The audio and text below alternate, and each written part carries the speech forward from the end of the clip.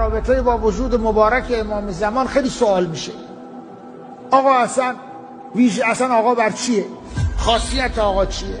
لزومی نداره ما هر چه در عالم هست و جوابش رو بلد باشیم.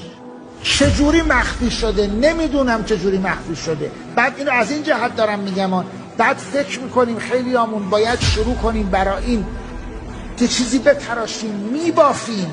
بعد این میبافیم هیچ کدوم درست کردن. جزیره خضراست، بعد میگیم مثلث برموداست. حالا کی رفته دیده؟ بعد یه پیدا میشه آقا اونجا خبری نیست، بعد فهم کنن ما اصل قضیه دروغه. ما خیلی وقتا باید به مردم هم بگیم آقا خیلی چیزا رو ما بلد نیستیم، نمیدونیم. ایرادی هم نیست. دینداری مردم هم فرق دانستن و ندانستن من و شما نیست.